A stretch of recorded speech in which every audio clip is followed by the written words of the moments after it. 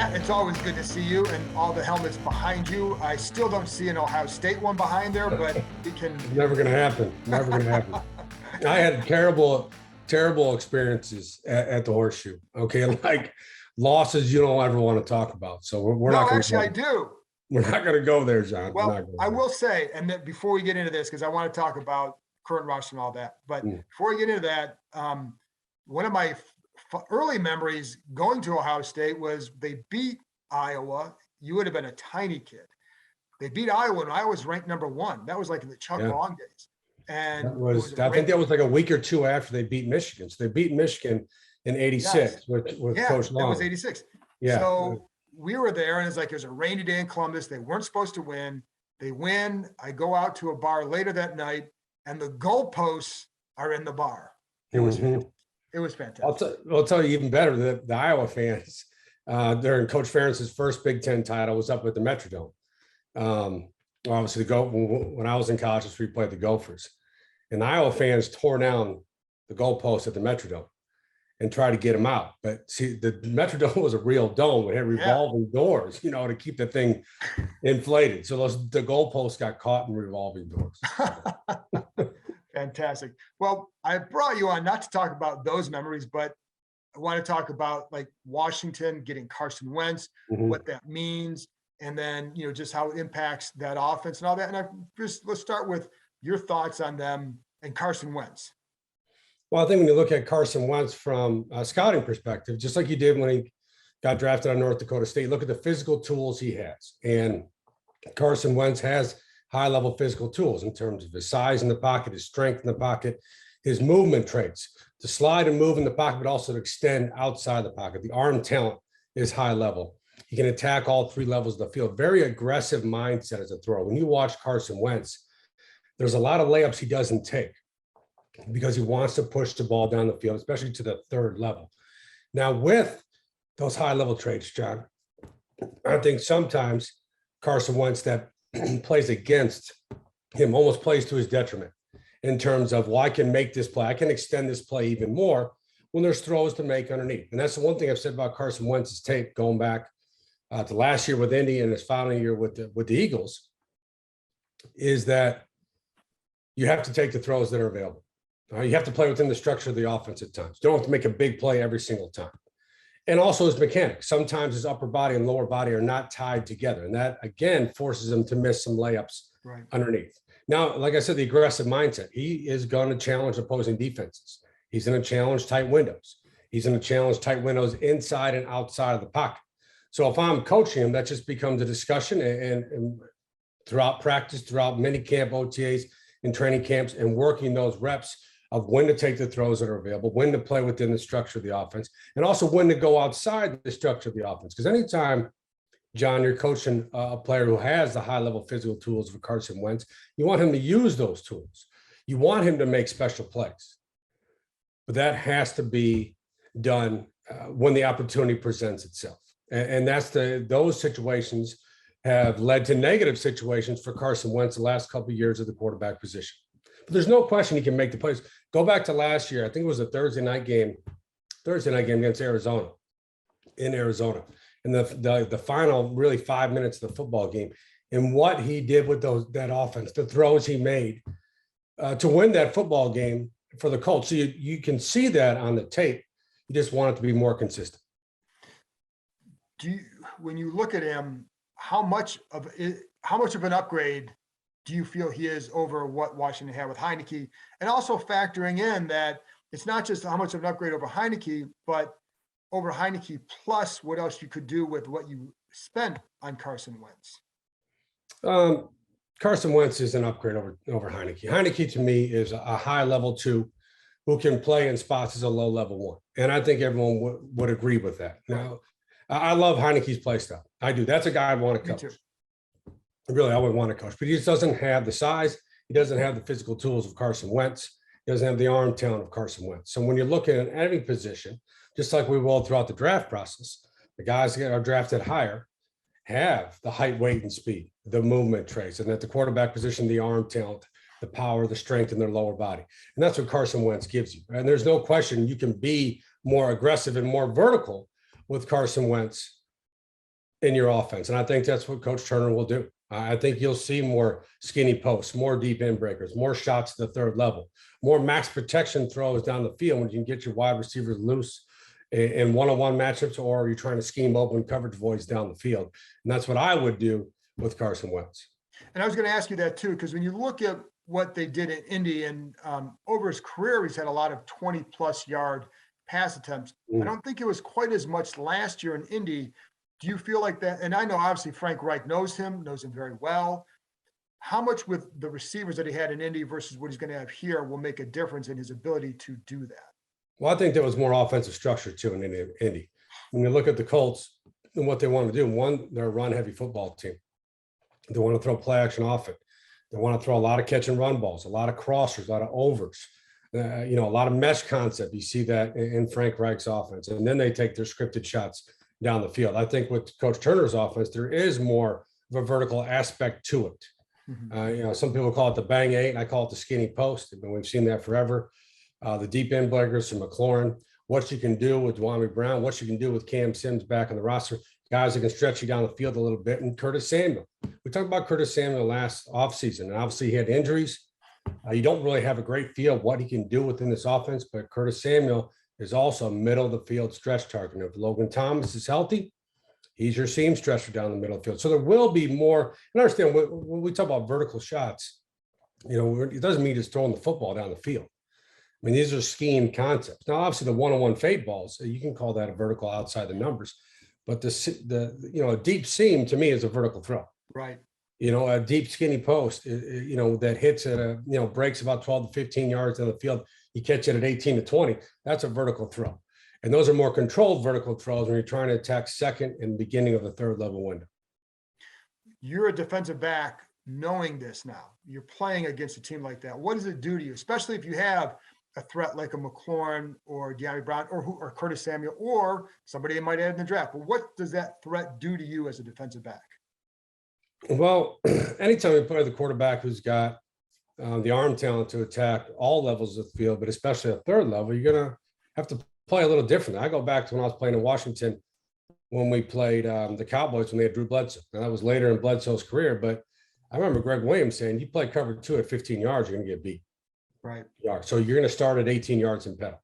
Now we might give up a larger window at the second level to throw the in breaker, but you're not going to let them throw the football over your head. I will tell you, if I'm a defensive back against Carson Wentz, I'm going to try to bait the heck out of him. I am. I'm going to try to steal one from him, steal a couple from him. If I'm a corner, I'm a cover 2 corner, I'm going to try to bait him and make him throw that whole shot throw of the boundary, and I'm going to go pick it off. If I'm a safety in the post, I'm going to try to get a jump on it and read his eyes and understand where and when he wants to be aggressive so I can try to make a play on the football. But I also understand with Carson, too, as a defensive back, if you're playing the deep post, he gets outside the pocket, the play is not over.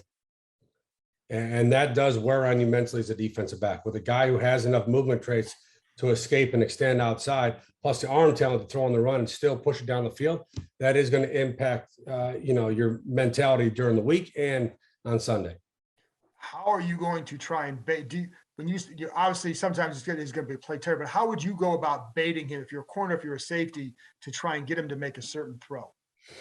Well, corner and cover 2 is one situation. When you're playing cover 1 or man coverage, I would teach my defensive backs against Carson Wentz when we're playing off the ball to flat foot read everything.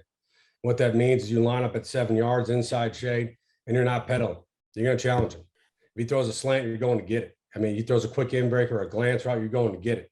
Now, when McLaurin or Samuel or Brown, they get up on your cushion, get an open run. We all understand that. But I'm going to be more aggressive. Same with quarters. If I'm teaching quarters and we're playing Carson Wentz, I want my safeties playing downhill aggressively. Any type of in breaker, we're going to get it. We are going to get it. We're going to flat foot read about 8 to 10 yards, read high hat, low hat versus run and pass. And if it's pass, I'm going to get it. And if I have no vertical threat, I'm looking outside and I'm just begging Terry McLaurin to run an in breaker, begging him. Either I'm going to pick him up, pick the ball off, I'm going to run right through him. So he has to go back to the huddle and tell Carson, I don't like you throwing that ball anymore. So it puts me in some heavy traffic. Well, is there something about Wentz's game that you feel he can be baited on? Is that why you say that? Or is that just a common tactic for somebody anytime of you're playing his against a skill? quarterback with an aggressive mindset, right? Okay, Anytime you're playing against a quarterback with aggressive mindset. Now that can get you beat too. sure. It's a two-way street, right, John? Yeah, If I'm a safety and I'm driving in every in break, we're now going to run a dig and up, and I'm going to get beat. That happened to me plenty of times in my career. All right. So it's always a two-way street, but there's not one certain thing about Carson or a certain throw. It's just that I know, especially late in the down. Okay. And there's quarterbacks in this league who struggle late in the down. Carson is one of them, going back to what we said, because those physical tools at times play to his detriment, especially late in the down. I'm going to get a little bit more aggressive. I'm a cover two safety or a post safety and be prepared to drive top down, as I know he's going to be aggressive with the football. there are also questions about him always, and you hear various things, and I always hear like he's not a bad guy and all that. So we go there. But you do hear things about how he was in the locker room here or there. There are whispers about all that. In your experience with quarterbacks, I think it feels like with Carson, like he's the only quarterback who maybe has a different personality. I don't think that's the case. I think there's some really good ones. What's been your experience with guys at that position? What is important for them in the locker room, as far as from your experience? Well, I was very lucky during my career that I got to play with Kurt Warner, who's in the Hall of Fame. Brett Favre was in the Hall of Fame. Yeah. I think quarterbacks, and I tell this to the high school kids I coach, you are the leader of the football team. Even if you don't want to be, you are the leader. That's part of playing that position, is that everyone's going to look to you always. They look at how you practice, how you prepare, what you do pre and post game. That is important because it kind of sets the tone for the entire football team. And it has to come from that position. Mark Brunell, who I played with in Washington, was one of the best leaders I've ever been around. One of the best. And I think at the quarterback position, you have to be able to talk to everyone in the locker room. You have to be able to have a conversation with every single player in that locker room. And an NFL locker room is, a makeup from people all over the country, different backgrounds, right? And you have to be able to talk to everyone in that locker room, have a conversation with everyone in that locker room. So to the point where they trust you so much, come critical moments in the game, that they believe in you, right? If you're a defensive player, you understand that, look, if we get another stop, then Carson can go win the football game for us. If we turn the football over here, Carson can win the football game for us. If I'm covering kicks, that I go down and make a tackle inside the 20-yard line, well, heck, that's going to set up our defense. We get a stop. Now Carson can go win the game for us. You have the utmost belief in that quarterback. You trust him. You love him as a teammate. You know he cares for you as a teammate. And that stuff's important. We don't talk about that enough because we talk about scheme and game plan and personnel. I understand all that. But the quarterback has to be, in my opinion, the number one guy in the locker room. So knowing that, have you seen guys like, again, do you see guys taking time to grow in that role? Do you feel like that's a natural thing for guys to have? Or can somebody kind of continue to build upon that and get a point in their career where it becomes a little bit easier for them to be that guy? Sure. I mean, you can grow into that role. There's no question about it. You see with young quarterbacks that come in the league. You see with freshman quarterbacks at the high school level, right? It takes time. It doesn't happen overnight. Some people just have this personality that everyone gravitates to. Right? Brett Favre had that, right? Everyone gravitated to Brett. There's no question about that. Okay. And I play with the other quarterbacks that it could take some time to build those relationships in the locker room, especially with guys on the other side of the football. I think that's so important. You don't ever want to be in a situation where you're coming off the field and the conversation is not good between the offense and the defense, because I've been in those teams. Okay. And that can make for a long Sunday, can make a long week of practice where one side of the football is doing more than the other side. That happens quite a bit in that league. Yeah. So, but to go back to your original question, can that be developed in terms of leadership skills and relationships? Sure, especially for a new player coming to a new team. I remember when I went in the locker room the first time in Washington. Okay, I didn't know anybody really. Right. I mean, I played against guys at the college level, played against guys in the pros, but I didn't have those established relationships, especially a position like I played in the secondary, where you have to have a relationship, that communication. I had to develop those relationships with Champ Bailey and Fred Smoot and Ife and the guys I played with in the secondary, because that's vital to being a productive unit on Sundays. I was glad to see that you got Fred Smoot to open up and quit being so shy. One of my favorites ever. One of the best teammates. Fred is one of the best teammates you can ever have. and one of the best. I love playing with Fred. I mean, he made practice fun, he made games fun, but just a great teammate. And that's one thing when I've always said, when you retire, look, obviously someone like Brett Favre, they're going to talk about how many touchdowns he threw. But when I retire, we're not going to talk about any of that stuff because I didn't really do anything. But when you're a football player, when you retire, there's two things. Coach at Iowa told me this, that they want to talk. When someone talks about you, they want them to say, one, that you were tough, okay? And two, that you're a great teammate. All the other stuff doesn't matter. When you're like me and 45 years old, no one's going to remember a play I made against the Saints in week 6 in 2003, right? No one's going to remember that. But they're going to remember if you were tough, and you played hurt, and you played for your teammates, and you were a great teammate. What with Fred, and it's funny, I didn't mean to go down this road, but I love Fred. And, I always remember being at practice, you would be on one sidelines, you guys be on the other, and you could always tell where Fred was because there'd be a group of guys laughing. And so, what do you like? Why do you say great teammate? What are some of those other, he's just a naturally funny guy. Yeah, he's got an outstanding personality. Even in the lowest of lows, and in that 2003 season, we were not a very good football team. I think we went 5-11. Yeah, we started out 3-1. As Spurrier said, not very good. Yeah, we were not very good. But even when Coach Gibbs and Coach Williams came, Greg, I mean, Fred was the personality is just outstanding. I trusted him as a teammate. What he did on the field, I trusted everything he did in the field. I always knew he'd be in the right position. I always knew he'd battle. He loved to challenge people. Fred loved to challenge wide receivers. He would tell them about it too, but he loved that one-on-one matchup. I mean, and you have to respect that about a player who wants to be put in those situations because they're not easy. Not in this league, they're not easy. But just how he carried himself in the meeting room, it's so different than me. Okay, and that's the great thing about football. We have completely different personalities. I'm a pretty button-up person, as you know. I don't really go outside the lines very often. And Fred was the opposite of me in terms of just how he thought and his ability to create conversation within the meeting room, his ability to keep us light all the time. In a critical game situation in the field, when you're with Fred Smoot and Marcus Washington, a linebacker, you don't feel any stress. You just don't. You don't feel any stress because I don't know what the correct word for it is, but chill. Yeah, they're just chill. They're chill. They're funny. Guys you count on. Yeah. Marcus was always like, just keep chopping wood. That's what he'd always tell us. With Fred though, and it's funny because you're watching on TV and you can't see if somebody is actually talking. You can't see what guys are saying, which is why I love the mic'd up segments when you hear and see guys. And like with Fred, would you guys actually laugh on the field because of him? Oh, sure. Laugh on the field, laugh when we're going through adjustments. I wish I could have played like that. I've always said that. I wish I could have played like that. I was so intense when it came to those moments in terms of my preparation and Sunday morning before games. And I wish I could have been, that chill and that loose, to have that loose play style. I did not have that.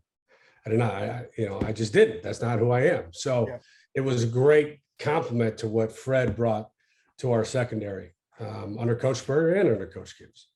And I didn't mean to go down there, but I do going back to the current team. Is this team better? Like, how do you see them? How do you see Washington now stacking up in the NFC East as we get closer to the draft? And where do you feel they are right now? I think they're in the best place you can be. They're in a position to compete. And that's all you want in this league. I mean, that division, talked about, and we know what Dallas has talent-wise, but New York has a new head coach. Philadelphia's in their second year of a head coach. I think it's going to be an ultra-competitive division this year. If I had to pick a winner right now for that division, I couldn't do it. Right. You have to see how the draft plays out, see who stays healthy during training camp in the offseason. But they're in the mix, and that's what you want. You have a very strong coaching staff, an extremely strong head coach who has been in this league for a long time as a player and now as a coach. And I think what they have, we've talked about this before, John, if they go in the draft and they do not get a wide receiver, I think you can line up right now and you can threaten people at all three levels of the field in the pass game. You know what you have at the running back position in terms of Gibson. You bring back McKissick, who is dynamic in the pass game as a third down back or as a change of pace back. I think you have speed outside. McLaurin's one of the top route runners in the NFL right now. Getting the tight end back and healthy is a key, though. Right. Getting Thomas back and healthy is a key because he is that middle of the field stretch option. He can work underneath. He can run after the catch. He can create some matchups for you that wide receivers cannot. And we've seen he can flex in the formation. Okay. But just looking at it from that perspective, I think they're in the mix. I think they can compete. The missing part is, can they get consistent production and high-level play at the quarterback position? And what you want with Carson Wentz, even if you're going to be more run-heavy, let's say they're a little bit more run-heavy. Can he make the plays in critical moments to win? And the critical moments for a quarterback are the money downs and third downs, especially 3rd and 7 and 10. And can you be efficient and score touchdowns inside the 20-yard line? Those wins football games. You know, it's great to make throws on 1st and 10. We all like that. It's great to hit the scheme vertical as well. But in those situations, in my opinion, that's where you get paid as a football player in this league. To make plays in those situations is because that wins games. Yeah, and it would not be a surprise to me at all if they end up winning the division. It just wouldn't be. I think the defense is going to be better. The schedule is a little bit different. You're not facing quite as many top 10 quarterbacks as they did last year. But I think Wentz is an upgrade, and then from there, like you said, we'll see. But I think you're right. I think they're in position to contend for that NFC East title, and it would not be a surprise to see them win it. Last guy I want to talk to you about, Landon Collins. Now, they offered him a pay cut a couple of times, took one, but didn't want to take the other. So now he'll be officially released after June. Or I guess his salary comes out, his cap number goes down after June 1st. That's when the cap hit is released or relieved, I guess. What's that, the role he was playing, that hybrid role, how important is that role becoming in the NFL? And is it hard to find guys who can play that well?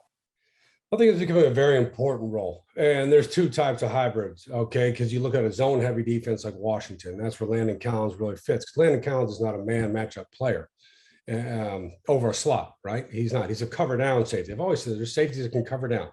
I was one of those guys. Where if you're bringing pressure, you can flat foot read at 7, drive top down on the football. The guy catches it, you make a tackle, you go to the next play. But you're not matching. You're not matching up against an elite slot receiver. Okay, what Landon did that was so good for this football team is he was physical. He can cut off the ball and set an edge versus the run game. He can be schemed as a blitzer. He's got the lateral ability to play in space. He can run and hit at the second level, and he can match and carry when you're playing zone defense, like a matchup zone, or I can match and stay to the bottom hip of the seam route. If he breaks outside of a cut underneath, they got a safety over the top. There's a lot of good things he did. Now, the flip side of that is someone like Gardner Johnson from the Saints, who is kind of that slot safety hybrid defender who has more man coverage traits. Daxton Hill is coming out of the draft this year from the University of Michigan, is that guy to me. Someone who is extremely fluid, has the length and the coverage traits of a corner, but can play inside, drop the hook to curl, but also man up and play that position. So I do think that position is becoming much more important. I think Kyle Hamilton from the University of Notre Dame can play that, right? In terms of what he can do as a hybrid slot defender. Again, not a true man matchup player, but a disruptor. And I think that's what you wanted from Landon Collins. Can you be disruptive for us at the second level? And he was. Last thing on this, and then we're going to come back for part 2 of this for the next episode, talking about the draft.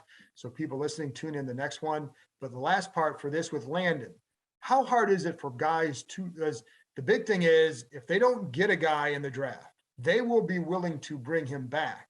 He has to want to come back, and it would be for that pay cut. How hard is it for some guys to come back to a locker room after having a pay cut? Is there an impact, just mentally for them?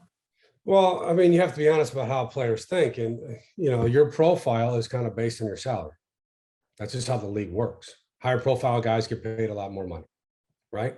So you're viewed as a high profile player when you walk into that locker room if you have a big time contract. And when that contract is cut and bring back, I mean, that can be challenging. If I'm trying to put myself in that position, that'd be tough, because in the face of my peers, I would be saying that, the organization doesn't think as highly as me as they used to. And they're showing it by the number on my paycheck, right? So that can be a challenging situation. And I've never been in that situation. They just flat out cut me and say, get the heck out of here. So, but if I was, if Coach Gibbs when he called me to cut me, I was out in Vegas with my cousin. I just landed. So it wasn't the best start to the weekend, but if Coach Gibbs had called me at that point and said, we'd like to bring you back, but it'd be, at a reduced rate, it would be interesting what I would think. Now there's flip side to it. I don't have to move. I don't have to meet new teammates. I don't have to work for a new coaching staff. I don't have to go through free agency where I might even get a lower amount, right? There's always that risk. Okay. Right. This team wants to bring me back at a reduced rate. Oh, I'm going to go to free agency and make more. What if you don't? What if you go to a situation where they're not going to utilize you as that hybrid safety? Okay, they're going to put you in the post where you're not really a post player. Then you're going to get exposed, and then you're out of the league. So there's two ways always to look at it. But to answer your original question, there is no doubt that when you walk in the locker room, everyone knows how much you make. Everyone knows how much you make, and that is kind of how your profile is set by how the league views you and how the organization views you. How did the rest of that weekend in Vegas go? It was so I've written this story before. So my cousin Mike, who's basically my best friend, I said, Coach Gibbs is calling. I got to answer this call. And he went downstairs and he came back upstairs, knocked on the door. And I said, I just got cut. He goes, I just lost $1,000. I said, this is not going well. But the weekend survived. It survived. Well, you're here. Matt, thanks a lot for joining me. And again, next episode, we're going to be talking about the draft because Matt has written some things on that. So tune in next time and we'll hear from Matt and his expertise on the draft. Thanks, Matt. Thank you.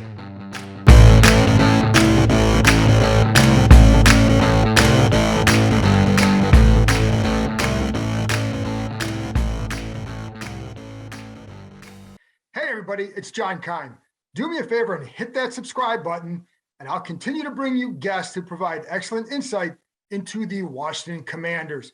And while you're here, check out the other terrific content on the Ampire Media Network, including Inside the Cap with Joel Corey and All's Caps with Steve Wino and former Washington Capital Carl Alsner. Go ahead, hit that subscribe button. Thank you.